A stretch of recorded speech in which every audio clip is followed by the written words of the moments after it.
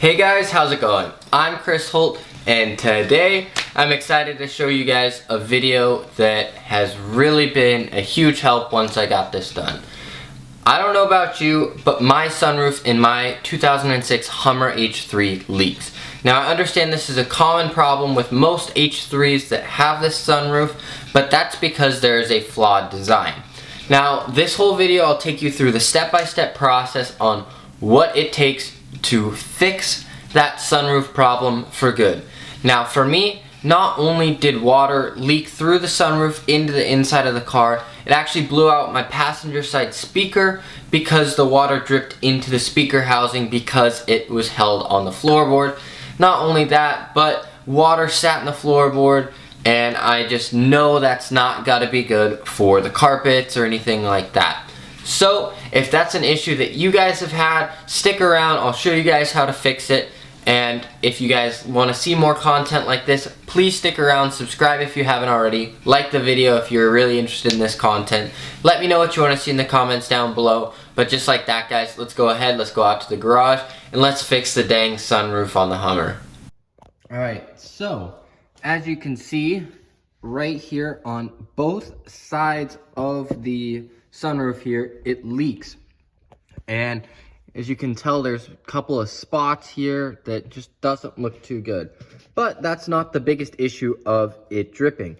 It's how it gets on the passenger and driver. And then it pools up all in these footwells. As you can see, this like mud spot right here, it really just does not look good. And it got so bad, especially here on the passenger side, that it actually blew out the speaker right here as water would pool up. Now, this didn't happen to me right after owning it because, as you can see, I park here in a garage, and so there's no rain.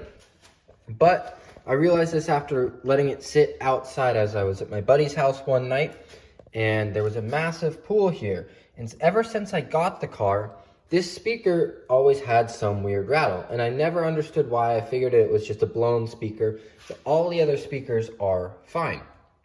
Then I realized that the water pooled, and there was plenty in the speaker area. Just a little bit, you know, up to about there or something like that, but it was still enough, in my opinion, to blow that speaker. So that's something that I'm going to be getting to sometime. And it really like pooled up a bunch of water, probably grew some mold under there. Really not too great of things. So what we got to do is figure out where the sunroof drains are on both sides and go ahead and clear those out so that we get no more pooling on here and the water is able to drain down. So that's the goal, and yeah. All right, so I figured out that the drains go from the corners here down through this pillar right here, the A pillar, and down in, and then kind of down into the chassis somewhere and down. Now on this side, we've got to take off this panel right here and go somewhere up into the dashboard. And then on the driver's side, it's kind of right underneath the instrument cluster. And that one will be pretty simple, hopefully. And this one may be a little bit more difficult, meaning we have to remove this panel. Now I know there's a lot of videos saying that we need to remove this A-pillar guard, but I'm gonna see what I can do to not do that out, because basically it goes from the top, there's a hard line that comes down, and then it comes into a more bendy line, a soft line, a normal, just rubber hose, and then it goes like into a grommet, into something, and then the water clears down right behind the front wheel on both sides. So that's what we're gonna go ahead and do. Try and remove this panel and try and not have any more water pooling up here or ruining our speakers. That would be great. Most H3s with the sunroof have this issue and are able to fix it. So we're gonna come ahead up to the top here, and if you can see in this floorboard right there, basically, if you got water, you got the problem, and it's about to start coming your way. So what we're gonna do is we're gonna come on down here to the passenger side, and we're gonna start on this side right here. So we're gonna go ahead and open this guy right here, and there will be clips in there, which I have removed. That was the guy right there. And so these little clips will be right in here. So how I was able to remove it was I kind of used some leverage right here on this side right here. Did a little bit of a pulling out motion just to get him a little bit, and was able to pull him out with my hands. So let's see if we can get the light to stay right there, and kind of just go ahead and work this guy off. There's one right here and one definitely hard to see. Let's see if I can get it with the light down there to get as well. Once you get that, go ahead and take off this plastic piece. After a nice tug, you'll be able to separate the panel right here and go ahead and remove it like so. There we go. And now up in here is where our line is going to come in. If you're able to see that black or the gray line at the top right there, let's see if I can get a better angle. Hopefully I'll throw an arrow at it. But that line attaches to the firewall, and inside there's a little bit of a grommet on there. So I'm going to go ahead and try and pull that grommet out and try and clear it. That is what is making our drains get clogged. And yeah, it's kind of hard to explain. Some people have gone ahead and removed this piece up here, but I'm going to see if I can do it without removing that and just going in and grabbing the grommet. I'll get back to you once I'm able to fish my hand in there and grab the grommet.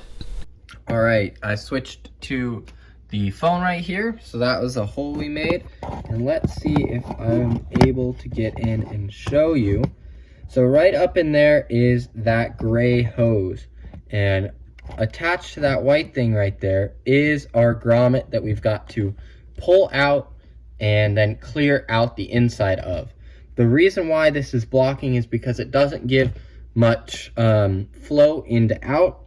So we got to go ahead, pull that out, and make that drainage hole a little bit bigger so that we're able to get more flow all the way from the top at the sunroof all the way down to out.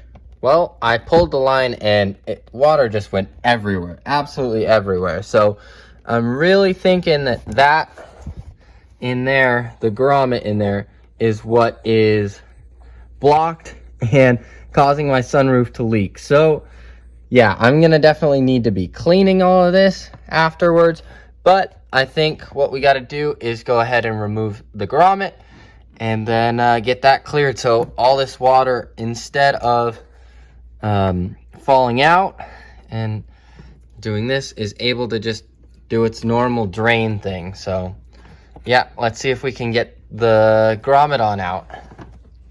All right, so we were able to pull the grommet out. I went ahead and pulled this this guy out of its little hole right here and able to fit the hand further back in. This was not the easiest thing to take out, but as you can see, it is very clogged, both sides right there. You want to be able to see all the way through it, but my finger's out the back and yeah, you can't see anything through it. So that's how I know the drain is definitely messed up. So we're going to go ahead and blow this out, and then definitely going to be drilling through it to make sure that no more debris gets trapped up in here, and so that our sunroof doesn't leak anymore. This will be a huge fix for a really simple problem. Now, fishing our hands back up and in there was not really easy and not a ton of fun, but we were able to do it.